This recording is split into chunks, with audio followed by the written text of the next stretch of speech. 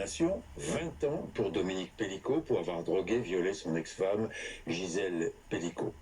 Et pour avoir recruté des hommes pour abuser d'elle pendant 10 ans.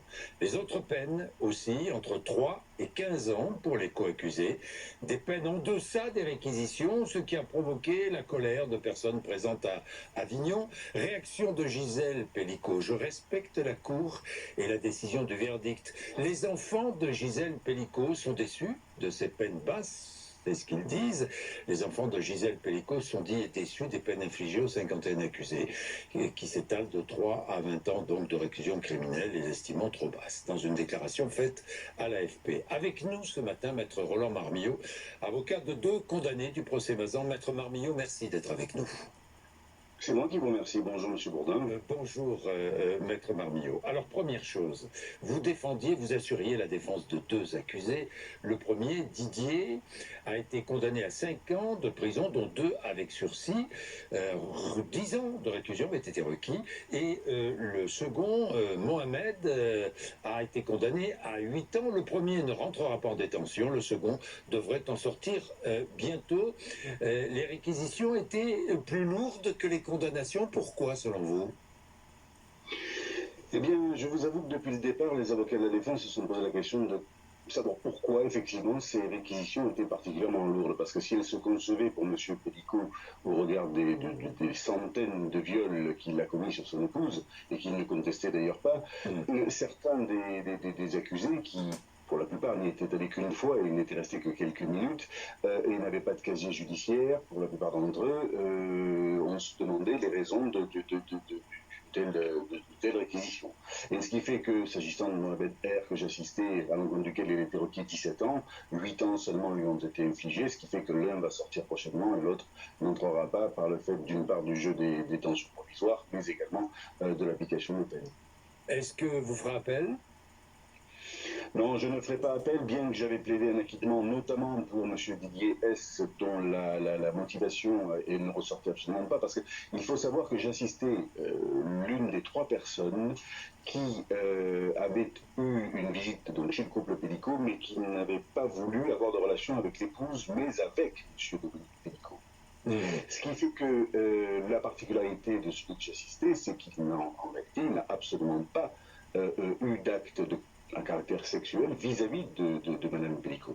Et pour autant, la Cour l'a retenu dans le lien de la culpabilité du fait d'une coaction, si vous préférez, alors qu'en réalité, tout militait en faveur du fait qu'il ignorait ce qui se passait. Et d'ailleurs, il y a une particularité, c'est que plusieurs personnes ont été acquittées hier, des chefs de l'administration de substance. C'est-à-dire que mon client n'a pas été reconnu coupable de la circonstance aggravante d'administration de substance, ce qui signifie que par définition, et c'est une vérité judiciaire, il ignorait donc que Mme Pellicot était droguée.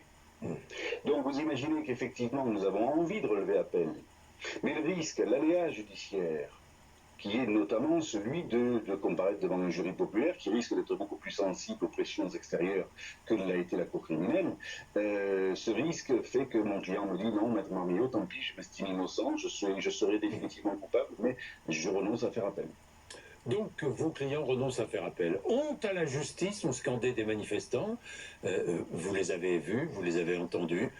Comment réagissez-vous, maître Marmillot? Je l'ai non seulement entendu, mais alors même que je l'ai rendu. Vous avez été pris à partie? Vous avez été pris? J'ai été pris à partie hier vers midi en sortant du palais de justice. On m'a traité d'avocat violeur. Alors jusqu'à présent, nous étions des avocats violeurs, bon, ce qui effectivement est exact. Mais hier, j'ai été traité d'avocat violeur et j'ai été insulté en sortant. Bon, j'ai 32 ans d'exercice professionnel. J'ai toujours essayé d'accomplir ma tâche dans la semaine de serment. C'est assez désolant.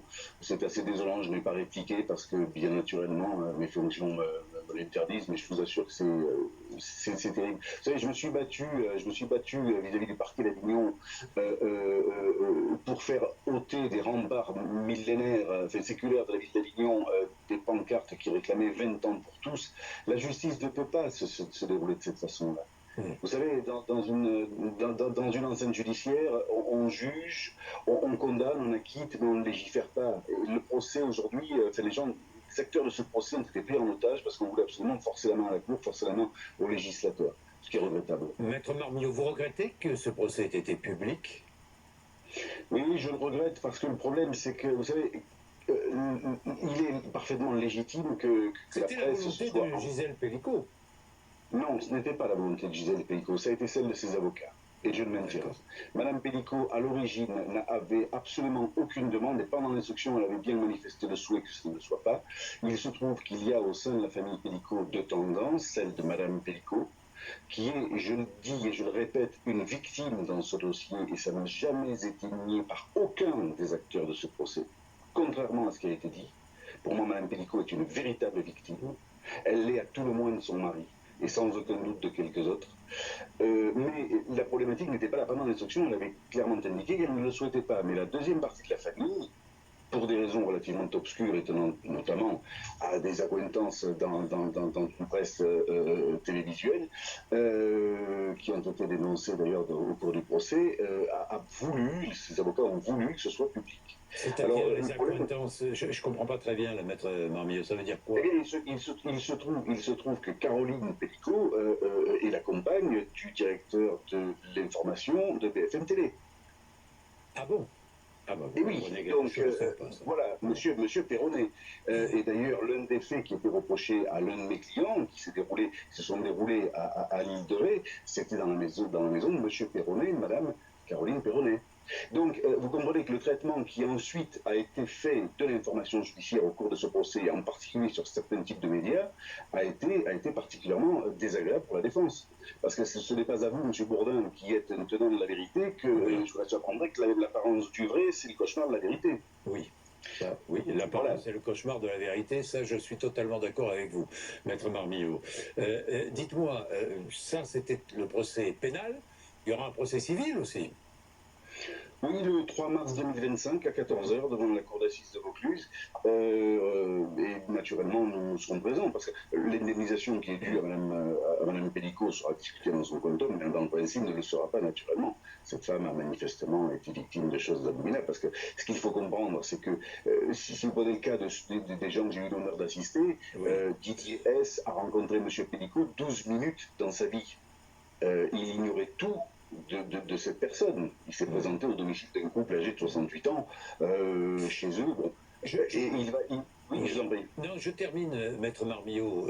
En vous écoutant, je réfléchissais, je me disais, mais est-ce que vous pensez au fond de vous-même que la justice a été bien rendue ou pas? C'est difficile de dire cela pour plusieurs raisons. D'une part, parce que je sais que les magistrats qui composaient cette cour criminelle sont des magistrats de très grande qualité et d'une probité au-delà de tout soupçon. La problématique, c'est que j'ai le sentiment, nous avons le sentiment, qui est peut-être faux, mais on ne peut pas s'empêcher de l'avoir, surtout lorsqu'on est avocat, parce que par définition, on a un mauvais esprit. On ne peut pas s'empêcher de penser qu'il y a eu une pression. Pourquoi? Il y avait dans ce procès 2 à 3 personnes, notamment celui que j'assistais, M. Didier S., dont tout le monde s'accordait à penser que si un acquittement devait intervenir, c'était bien le sien. Il se retrouve condamné à une peine qui n'aura pas pour conséquence de l'envoyer en prison, sauf que lui, c'était le fusible. Si on a quitté ce garçon, et on l'a acquitté d'ailleurs sur la connaissance qui était supposée la sienne, du fait que Mme Pellicot était droguée, si l'on a quitté ce garçon, on pouvait en acquitter 30 derrière. Parce que tous avaient le même discours.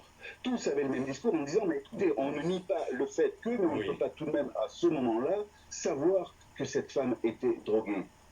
Alors certes, après se posait le problème du consentement. Mais tous sont tombés sur M. Dominique Pellicot, un violeur en série, et peut-être même un tueur en série. L'histoire le dira. C'est pas vrai. Pourquoi un tueur en série? Ah ben ça, pour l'instant, il est présumé innocent, mais il est tout de même mis en examen pour des faits de meurtre. Et il est également mis en examen en région parisienne pour des faits de viol, commis dans les années 90.